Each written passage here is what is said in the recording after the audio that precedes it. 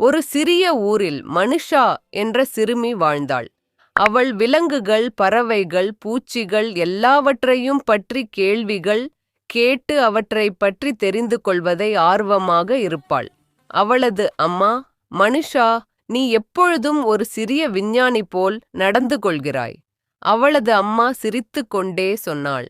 ஒரு நாள் மாலை மழை நின்ற பிறகு அவள் வீட்டின் பின்புறம் உள்ள தோட்டத்துக்கு விளையாடப் போனாள்.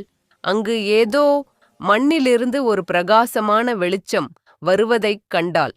அது ஒரு விசித்திரமான வடிவமாக இருந்தது. உடனே மனுஷா அதை கையில் எடுத்து பார்த்தபோது அது ஒரு முட்டை வடிவமாக இருந்தது. அவள் கல் என நினைத்து தன் அறையில் வைத்தாள். இரவு நேரத்தில் அனைவரும் தூங்கிக் கொண்டிருந்த போது அந்த கல் மெதுவாக ஒளிர ஆரம்பித்தது. திடீரென்று ஒரு சத்தம் டக் டக் என்று கேட்டது. மனுஷா விழித்து கொண்டாள். அந்த கல் உடைந்து அதிலிருந்து ஒரு சிறிய பச்சை நிற டைனோசர் குட்டி வெளியே வந்தது. மனுஷா வியந்து பார்த்தாள்.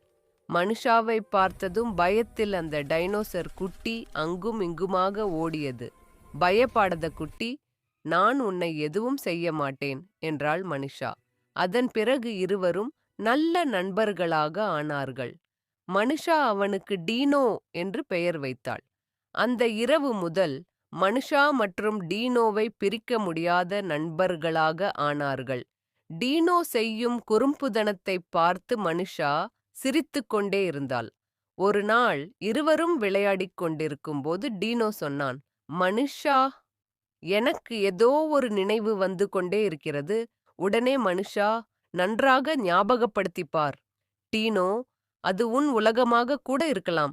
அப்படியெல்லாம் இருக்காதென்று டீனோ சிரித்துக்கொண்டே அவன் வாலை ஆட்டியவுடன் தரையில் ஒரு வட்ட ஒளி தோன்றியது. அது ஒரு வாயிலாக மாறியது. உடனே மனுஷா டீனோவின் கைகளை பிடித்து கொண்டால் அந்த இருவரையும் அந்த ஒளிவாயில் அவர்களை உள் இழுத்து கொண்டது. அடுத்த நொடியில் அவர்கள் டைனோசர் லேண்ட் என்னும் ஒரு பெரிய பசுமையான காட்டில் இருந்தனர். மிக நீளமான மரங்கள், விலங்குகள் அங்கே சுற்றி நடமாடின.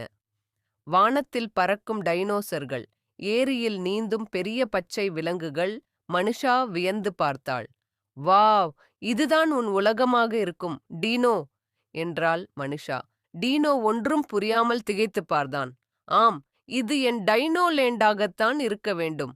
ஆனால் ஏதோ சரியில்லை என்றான் டீனோ. உடனே அந்த உலகத்தில் ஒரு மிகப்பெரிய சிவப்பு நிற டைனோசர் அழுது கொண்டே இவர்களிடம் வந்தது.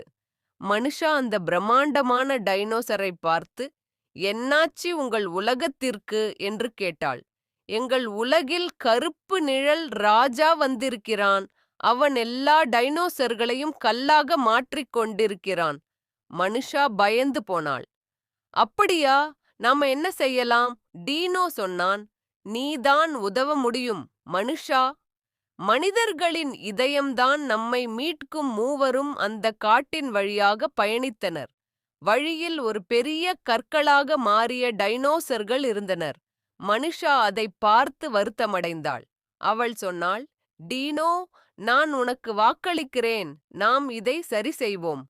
அவர்கள் மலையின் அடிவாரத்தை அடைந்தனர். அங்கே ஒரு குகை இருந்தது. அதில்தான் கருப்பு நிழல் ராஜா வாழ்கிறான். அவன் குகையின் வாயிலில் நெருப்பை கக்கும் டிராகன் காவலாக இருந்தது. மனுஷா யோசித்தாள். அந்த டிராகனை எப்படி தாண்டி செல்வது என்று கேட்டாள். அந்த சிவப்பு நிற டைனோசர் சொன்னது, அவன் இசையை விரும்புகிறவன், நீ பாடினால் அவன் தூங்கி விடுவான். மனுஷா மெதுவாக பாட ஆரம்பித்தாள்.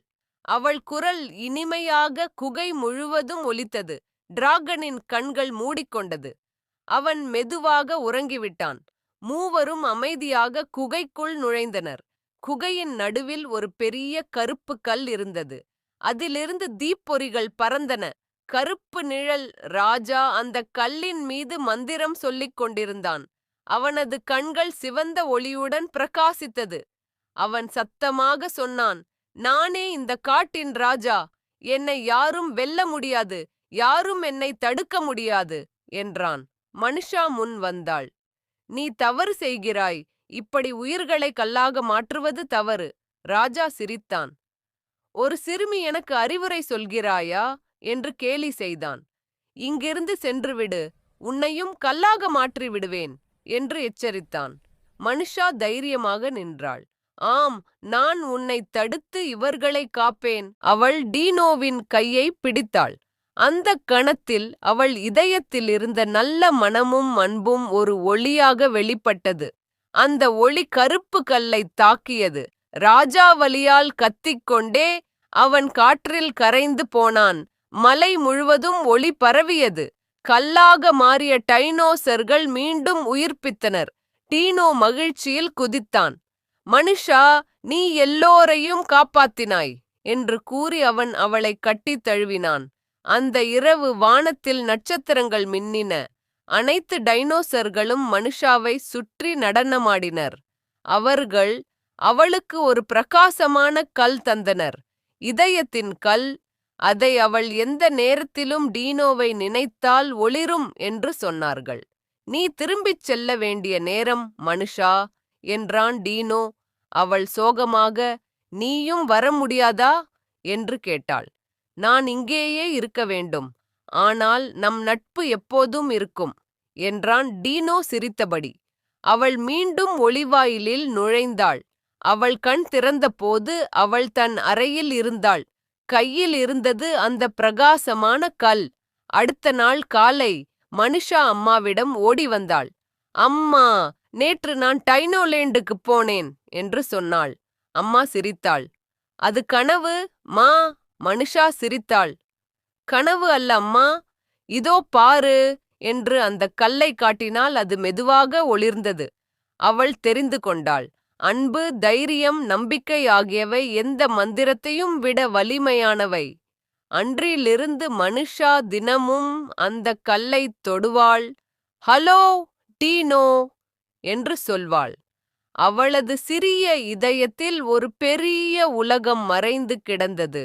நட்பும் அதிசயங்களும் நிறைந்த உலகம்.